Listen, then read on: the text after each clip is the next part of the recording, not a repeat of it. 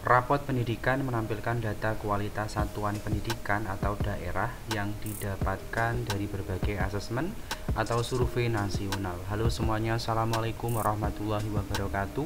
Kembali lagi di channelnya tentang pendidikan, tutorial, dan data PD Official. Kali ini PD Official akan memberikan informasi mengenai rapot pendidikan tahun 2022, di mana datanya terinput per tahun 2021. Namun sebelum saya menjelaskan mengenai rapot pendidikan, bantu untuk mengembangkan PD Official dengan cara subscribe, like, komen, dan share. Bapak Ibu guru semua dan Bapak Ibu kepala sekolah, rapot pendidikan menampilkan data kualitas satuan pendidikan yang ada di daerah dari berbagai asesmen ataupun survei nasional dengan tujuan untuk penyempurnaan rapot mutu, di mana rapot pendidikan diharapkan bisa menjadi acuan untuk mengidentifikasi, merefleksi, dan membenahi kualitas pendidikan Indonesia secara menyeluruh. Jadi artinya Bapak Ibu semuanya, dari rapot pendidikan ini nantinya Bapak Ibu di satuan pendidikan mengetahui kualitas pendidikan yang ada di satuan pendidikan Bapak Ibu semuanya. Nah, untuk mengakses rapot pendidikan, Bapak Ibu silakan masuk sebagai satuan pendidikan dengan menggunakan akun belajar kepala sekolah. Di layar ini saya tunjukkan rapot pendidikan yang saya download berdasarkan yang saya tunjukkan pada websitenya rapotpendidikan.kemdikbud.go.id. Di sini ada Excel atau file yang bisa saya peroleh dari laman tersebut. Di sini yang pertama Bapak Ibu ada indikator, ada nilai sekolah Anda, ada capaian, ada perbandingan, yaitu dengan satuan pendidikan serupa di nasional, nilai rata-rata kabupaten kota, provinsi, dan rata-rata nasional tentang nilai. Dan di sini juga ada penjelasan mengenai definisi indikator dan definisi capaian. Yang pertama Bapak Ibu saya tunjukkan untuk indikator kemampuan literasi. Nah, untuk indikator kemampuan literasi di sini disebutkan capaian dari satuan pendidikan yaitu nilainya 1,8 dengan penjabaran yaitu untuk indikator kemampuan literasi mencapai kompetensi minimum. Yang kedua, proporsi peserta didik dengan kemampuan literasi mahir, ini capaiannya yaitu mahir. Proporsi peserta didik dengan kemampuan literasi cakap yaitu 51%, sedangkan yang mahir tadi 4,44%, dan yang dasar ialah 40%. Sedangkan untuk peserta didik dengan kemampuan literasi perlu intervensi khusus yaitu 4,44%. Di sini disebutkan Bapak Ibu semuanya, untuk satuan pendidikan serupa nasional itu nilai yang diperoleh 1,7, sedangkan nilai yang diperoleh satuan pendidikan kita 1,8. Nah, di sini ada penjabaran bahwasanya kemampuan peserta didik berdasarkan kemampuan dalam memahami, menggunakan, merefleksi, dan mengevaluasi beragam jenis teks, baik berupa teks informasional dan teks fiksi. Nah, di sini juga disebutkan sebagian besar peserta didik telah mencapai batas kompetensi minimum untuk literasi membaca, namun perlu mendorong lebih banyak peserta didik menjadi mahir. Ya, di sini juga ada levelnya 1. Nah, di sini saya akan menunjukkan yang lain, yaitu untuk indikator kompetensi membaca teks sastra. Ini belum ada capaiannya Bapak Ibu, nilai sekolahnya 58,47. Nah, lebih lanjut di sini saya mau menunjukkan kemampuan numerasi. Kemampuan numerasi di sini nilai sekolah atau nilai satuan pendidikan 1,6 dengan capaian yaitu di bawah kompetensi minimum.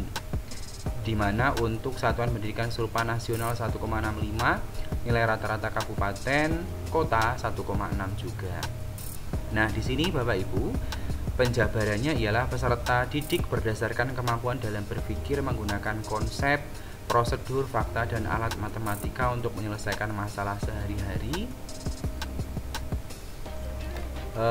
Di sini dijelaskan bahwasannya berbagai jenis konten yang relevan ya belum memenuhi, artinya belum cukup. Nah, kurang dari 50% peserta didik telah mencapai kompetensi minimum untuk numerasi. kurang dari 50%, sehingga di sini dikatakan di bawah kompetensi minimum. Terus selanjutnya Bapak Ibu semuanya, selain daripada kemampuan numerasi, di sini juga ada indikator yang lain yaitu karakter. Di sini disebutkan karakter untuk capaian sekolahnya 2,11 dengan capaian berkembang.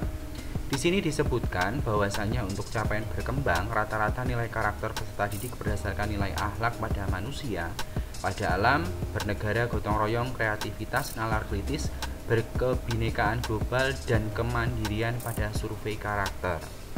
Di sini dijelaskan peserta didik terbiasa menerapkan nilai-nilai karakter pelajar Pancasila yang berakhlak mulia, bergotong royong, mandiri, kreatif, dan bernalar kritis, serta berkebinekaan global dalam kehidupan sehari-hari. Jadi Bapak Ibu, dari survei karakter ini bisa diketahui bahwasanya nilai untuk satuan pendidikannya 2,11 dengan capaian yaitu berkembang.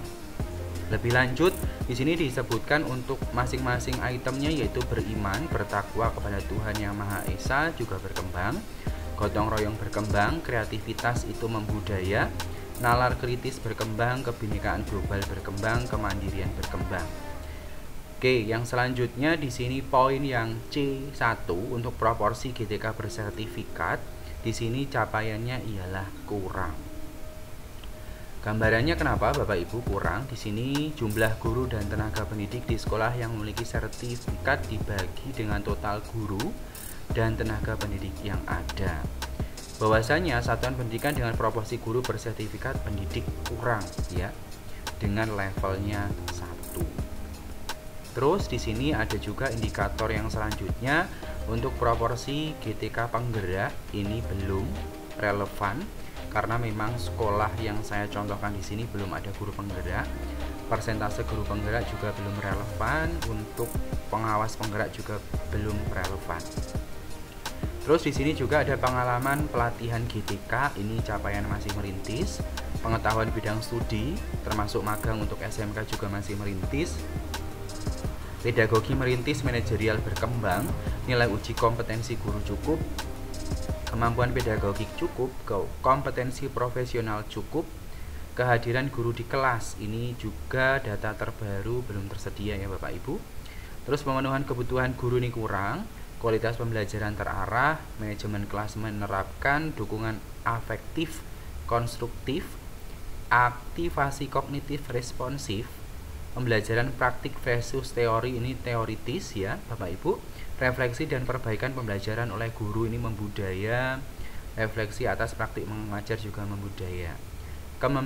Kepemimpinan instruksional ini berdampak, visi misi sekolah ini terarah, sampai dengan nantinya di indikator yang terakhir yaitu proporsi pembelajaran dana bos secara daring ini masih rendah, dan indeks penggunaan platform SDS sumber daya sekolah ini juga datanya belum tersedia. Jadi gambarannya seperti ini ya Bapak Ibu, nantinya ketika pelaksanaan asesmen nasional berbasis komputer yang ada AKM, literasi membaca, numerasi, survei karakter, dan survei lingkungan belajar, nanti akan menghasilkan rapot pendidikan yang bisa memberikan gambaran kualitas pendidikan pada satuan pendidikan Bapak Ibu. Dari mulai indikator yang pertama sampai dengan indikator yang terakhir, berikut di sini ada capaian dan ada levelnya ya Bapak Ibu semuanya. Di sini ada level. Jadi seperti itu penjelasan saya.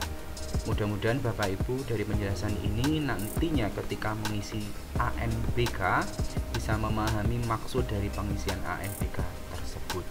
Terima kasih atas perhatiannya. Sebelum saya tutup, saya ingatkan jangan lupa tinggalkan komentar pada video ini, subscribe, like, komen, dan share video official channelnya tentang pendidikan, tutorial, dan data.